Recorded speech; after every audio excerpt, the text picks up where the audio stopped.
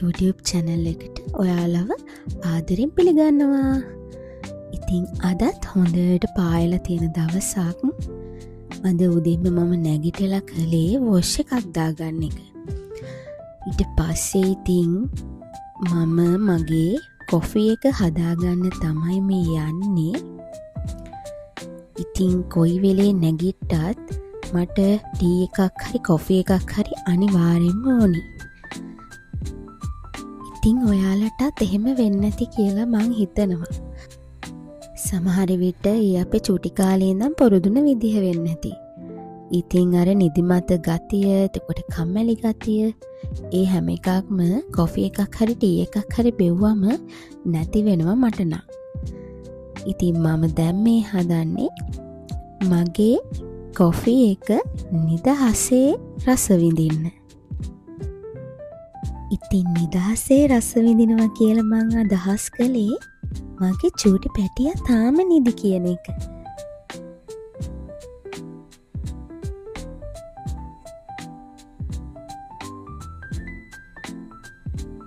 ඉතින් මම නම් ආසයි මේ වගේ හොඳට පායලා තියෙන දවස්වලට. ඉතින් ඇත්තටම ඒ දවස් හරිම ලස්සනයි.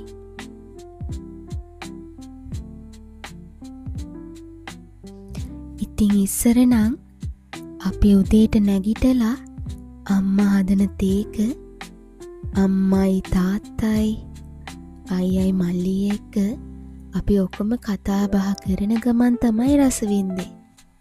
ඉතින් ඒක අපි හැමෝටම එක වගේ කියලායි මම නම් හිතන්නේ.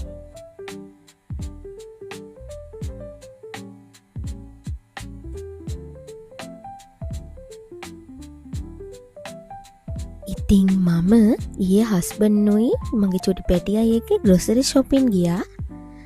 ඉතින් සාමාන්‍යයෙන් අපි සතියකට වතාවක් හෝ සති දෙකකට වතාවක් ග්‍රොසරි shopping යනවා. ඒ වගේම ගෙදර මොනවා හරි අඩුපාඩු තිබුණොත් ඒවත් අපි ගිහින් ගන්නවා. ඉතින් මම ගෙදරට සාමාන්‍යයෙන් පළතුරු වර්ග කිහිපයක් ගන්නවා. මොකද අපේ චුටි පැටියා පළතුරු කන්න ආසයි.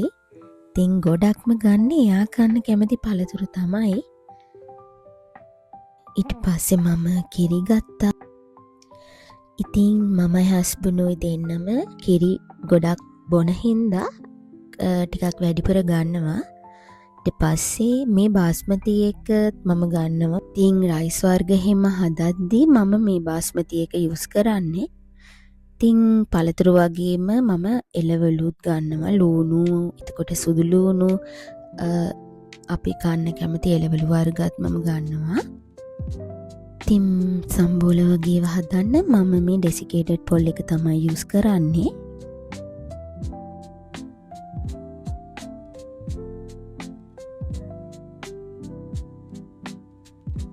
ඉතින් සාමාන්‍යයෙන් සතියකට පාරක් සති දෙපාරකට වතාවක් වගේ යන හින්දා මම ගොඩාක් එළවලු වර්ග ගන්නෙ නැහැ. මොකද එතකොට අපිට තියාගන්න අමාරු වෙන හින්දා සමහර වෙලාවට එළවලු වර්ග නරක් වෙලා යනවා. ඉතින් මං එළවලු වර්ග ගන්න කැමති බොහොම පොඩි ප්‍රමාණයක්.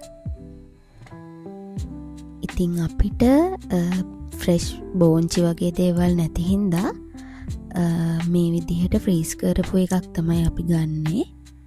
ඉතින් චූටි බබාට අවශ්‍ය දේවලුයි අපිට අවශ්‍ය දේවලුයි ඉතින් මේ විදිහට ඔය සැරින් සැරේ අපිට පොඩි පොඩි බඩගිනියාවම කන්න පොඩි පොඩි ස්නැක්ස් වර්ග, කජු, එතකොට මොනවාද චිප්ස් වර්ග මේ වගේ දේවල් ඉතින් ගන්නවා. ඉතින් චීස් නම් අනිවාර්යෙන් ගන්නවා. මොකද චූටි පැටියට තමයි ඒව ගොඩාක් අපි දෙන්නේ. අපි දෙන්න නම් ගොඩක් චීස් කැවෙන්නේ නැහැ. ඉතින් මේ වගේ කේක් වගේ පොඩි පොඩි ජාති ටිකක් ඉතින් මං ගන්නවා. මොකද මම සාමාන්‍යයෙන් ඔය තේ එකක් බොන ගමන් එහෙම මොනවා හරි කන්න කැමතියි. ඉතින් මං ගොඩක් දුරට ඒ වගේ දේවල් ළඟ තියා ගන්නවා.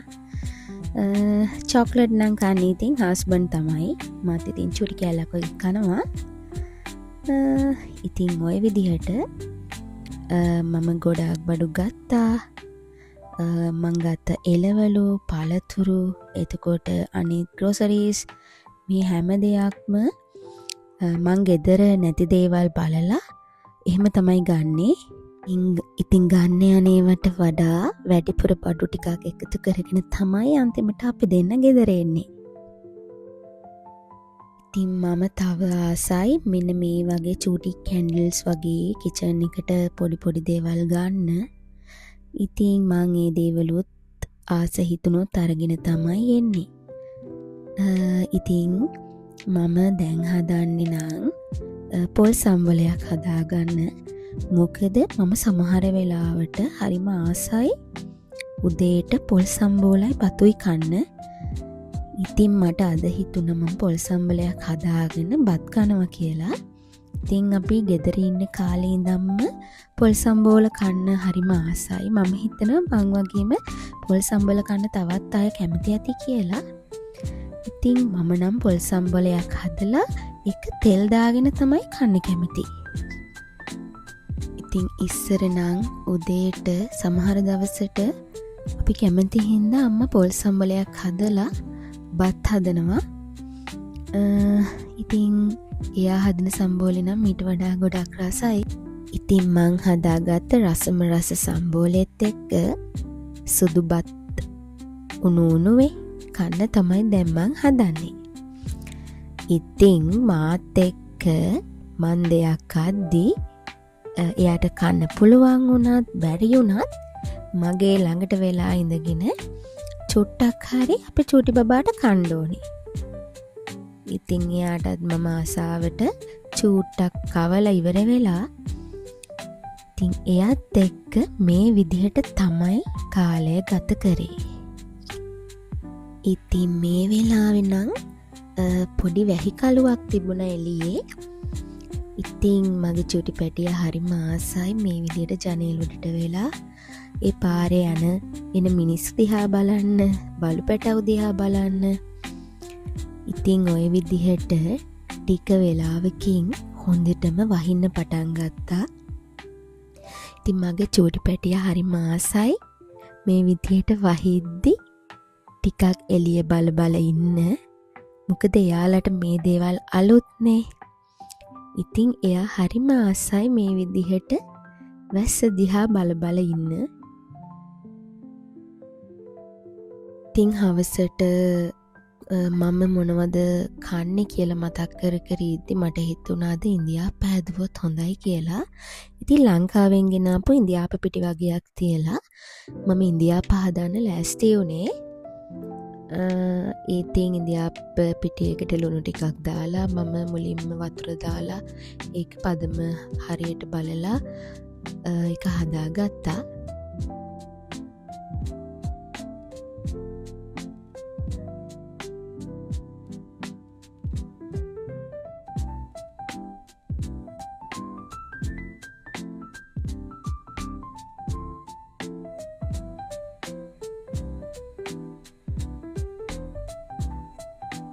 ඉතින් පිටිය එක අනාගෙන ඉවරුණාට පස්සේ මට අවශ්‍ය බඩු ටික ලං කරගන්නවා. ඉතින් මේ හැම දෙයක්ම අවශ්‍ය දේවල් ලං කරගෙන ඉවර වෙලා ඉන්දියාප්ප වංගෙඩියට ඒ පිටි ටිකක් දාලා ඒ පදම මම බලා ගන්නවා හරිද කියලා.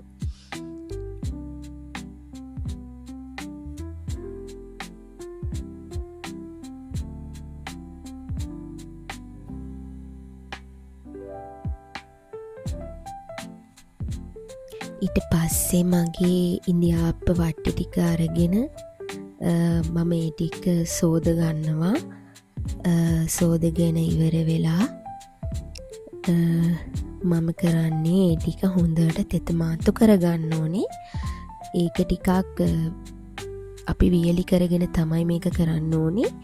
ඉතින් ඔයාලා පුළුවන් නම් ඉන්දියාප්ප හදද්දී අනිවාර්යයෙන්ම ඉන්දියාප්ප වට්ටි ටිකට තෙල් ටිකක් ගන්න. මොකද එතකොට හොඳට ඉන්දියාප්පේ ගැලවෙනවා. මාත් ඒ විදිහට කරගත්තා. ඉතින් දැන් මේ මම හිමිට ඉන්දියාප්ප ටික හදා ගන්නයි හදන්නේ.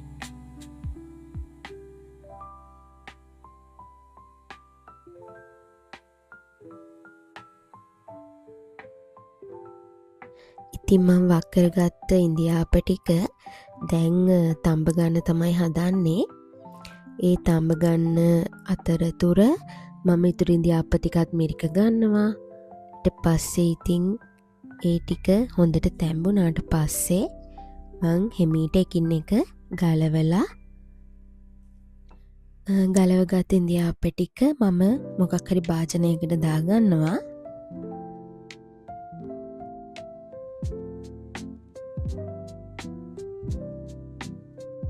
ඉතින් මගේ පුංචි පැටියා වැස්ස වෙලාවේ චුට්ටක් නිදාගත්තා. ඉතින් දැන් ඔන්න එයා නැගිටලා ඇවිල්ලා. ඉතින් එයාගේ හරිම ආස කෑමක් තමයි ඉන්දියාප්ප කියන්නේ. ඉතින් මං හදපු ඉන්දියාප්ප ටික එයා හරිම ආසාවෙන් කනවා.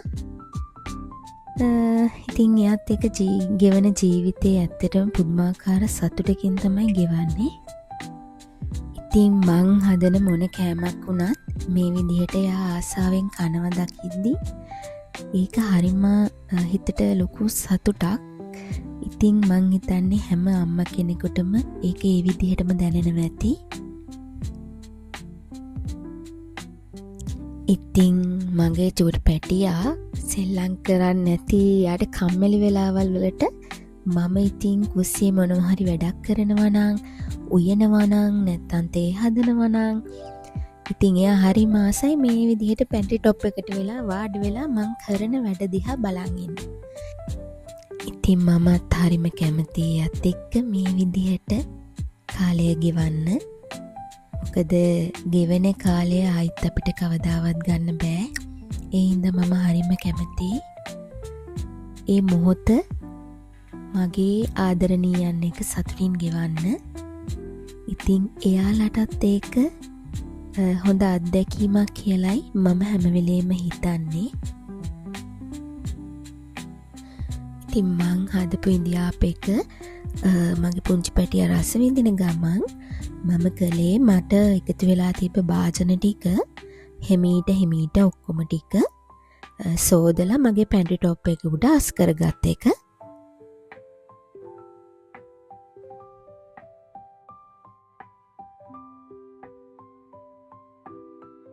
ඉතින් මෙතන ඉන්න අතරතුර මට උදව්ත් කරනවා. මට සමහර වෙලාවට වැඩි කරන වෙලාවලුත් නැත්තෙම නැහැ. ඒත් ඉතින් මොන දේ කළත් මං හරිම ඉවසිල්ලෙන් ඒක බලන් ඉන්නවා. එයාට හරි වැරද්ද කියලා දෙනවා. ඉතින් එයාලට තේරෙන්නේ නැහැ කියලා ඉන්නේ නැතුව එයාලා කරන දේ හරිද වැරදිද කියලා අපි කියලා දුන්නොත් එයාලා ඒක තේරුම් අරගනී කියලයි මම නම් හිතන්නේ.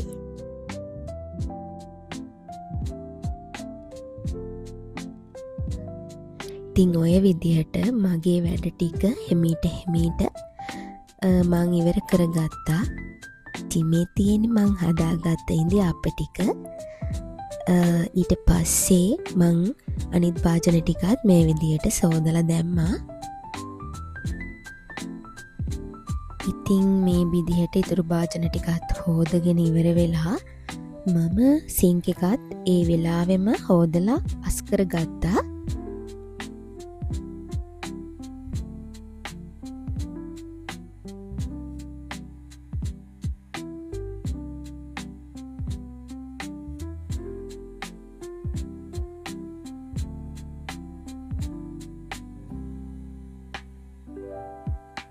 ඉතින් ඉන්දියාප්ප කන්න මට හිතුණ සැමන් හොද්දක් හදාගත්තනම් හොඳයි කියලා.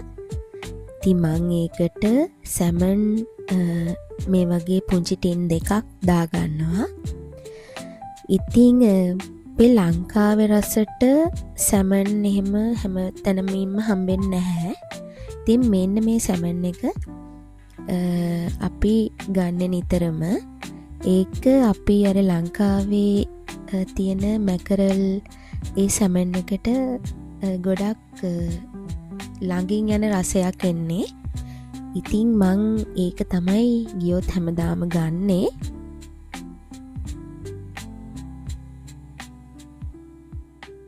ඉතින් මං සැමන් එකට අවශ්‍ය දේවල් කපලා දාගෙන ඉවර වෙලා ඒකට අවශ්‍ය පහේ දේවල් දාගන්නවා. දාලා ඉතින් සැමන් එක හදාගන්න තමයි හදන්නේ.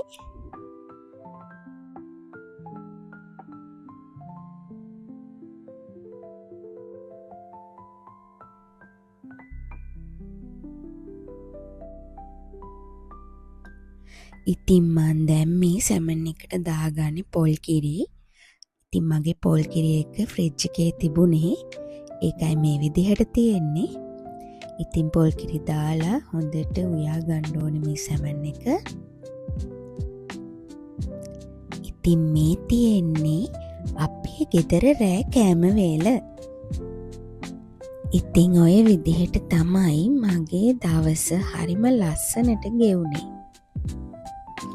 මගේ වීඩියෝ එකත් එක්ක එකතු වෙලා හිටියට ඔයාලට ගොඩාක් ස්තුතියි. ආය දවසක ලස්සන වීඩියෝ එකකින් හම්බෙන්නම්. ඔයාලා සතුටින් පරිස්සමෙන් ඉන්න.